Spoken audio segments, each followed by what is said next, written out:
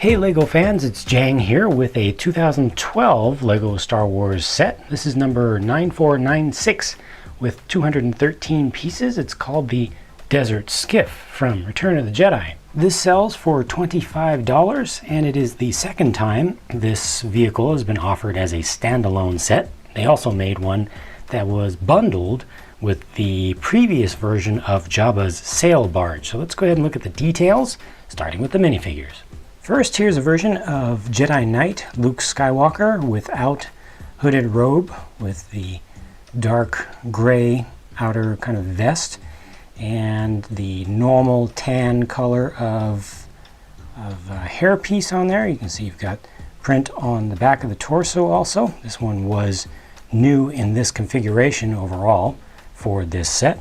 This is Kithaba, a Klaatu warrior from the famous Nikto Barada Klaatu trio, and this figure was introduced specifically for this set. He's got the kind of dog style of face that all the folks from Klaatu had, the Klaatuians. And a little bit of print on the back, and nothing too special overall, other than the whole entire fact that this is an exclusive figure for this set. No second face on the back, and non-printed legs and short blaster. Lando Calrissian as Skiff Guard, or in Skiff Guard disguise. Now this is great. This is a really nice figure with a lot of detail, a lot of paint applied to the headpiece with multiple colors used in there. Pretty nice deep detailing. It does show his face through there, kind of between the tusks. And he's got an amazing print on the kind of armor plate piece on the front. So much fine detail in there to get that look. Some relatively uncommon colors overall. Here's a look at the print on the back. Again, you can see just the vertical striations in there in the inner dark orange section. Really fine, and nice job on the helmet overall. It's got so many different paint colors. You actually have gold beneath here to let a little bit of just tiny little specks of gold show through to represent kind of rivets, I think. And that's actually painted over with dark orange also to make it look like it has a little band going around it. Here's a look at him with that helmet taken off, so you can see what the face looks like. Got a smile on there, and no second face on the back. That's it. And last but anything but least is Boba Fett. Boba Fett, I'm going to call him Ultimate Edition or Awesomest Edition. This is an incredible minifigure. Great use of uncommon colors, a lot of them mixed together. Has the shoulder cloth piece, has the add-on with the little antenna on the helmet. Lots of paint going onto that helmet, multiple colors. You can see the light silver, dark red, black, dark green, yellow over here on the side. So much work went into creating this character. Amazing on the front of the torso, most realistic rendition of him to date for sure, and even all the way down onto the legs. Again, lots more detail. Let's go ahead and do something that we couldn't do when this movie was originally released. I saw Return of the Jedi in a theater in 1983, and I always wanted to do this. Yes, Boba Fett unmasked. Back in the day, this would have been a tremendous deal. Of course, nowadays with the modern movies having come out long ago, everybody knows what his face actually looks like, but still, good deal. No face on the back of this one, but just a great version of Boba Fett. This is definitely one I'm going to keep intact. No disintegration.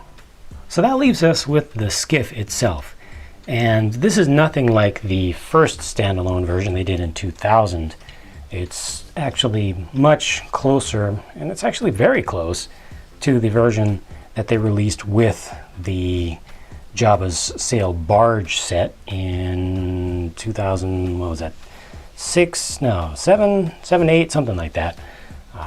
some years ago, but it has been updated. It's not exactly the same. I think it's just slightly tuned a little bit better, I would say, with more use of curves with the pieces around the side.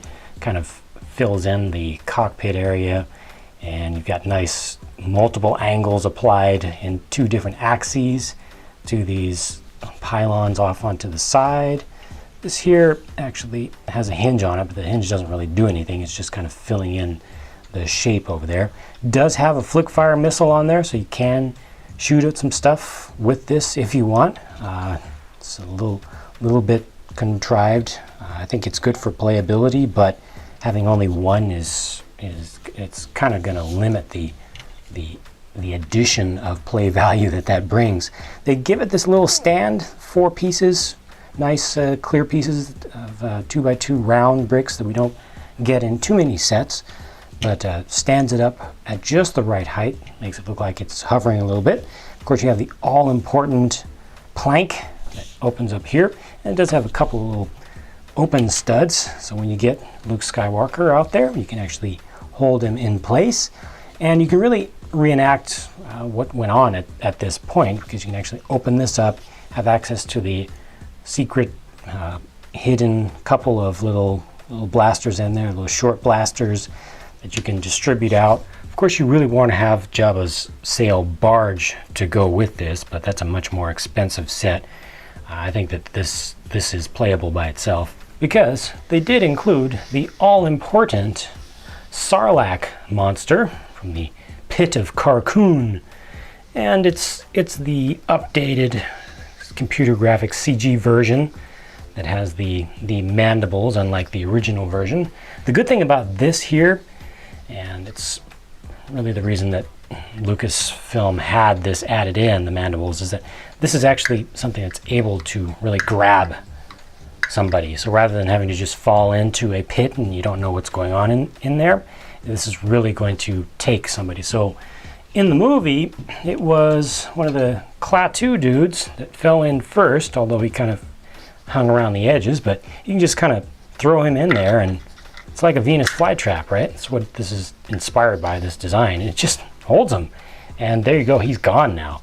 These don't really do much. They kind of can swivel around, so you can get some cool poses out of them. It kind of makes it look like they're snaking around like they actually did or tried to do in the movie, so that's cool. And all importantly, of course, Boba Fett, just toss him in there because he eventually ends up falling down in there, and well, he almost fits in there with the Klaatu dude. Put him in side by side like that. Ta-da! Like a trap jaw.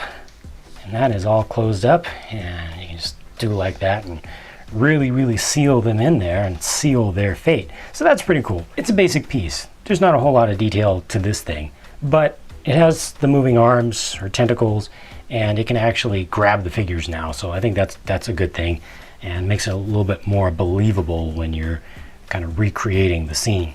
In terms of price per part alone, this is just a pretty normal value as sets go nowadays. As far as playability for what you pay, I think it works out just about right. 25 bucks is about what I expect to get from a Lego set that includes a vehicle in it. Might even be a little bit more than I normally expect. However, once you consider the minifigures, especially Lando in Skiff Guard disguise, and this incredible version of Boba Fett, not to mention the exclusive Klaatu warrior here, incredible. I think that this is a set that is actually worth buying just for the minifigs themselves, because I really think that they are that good.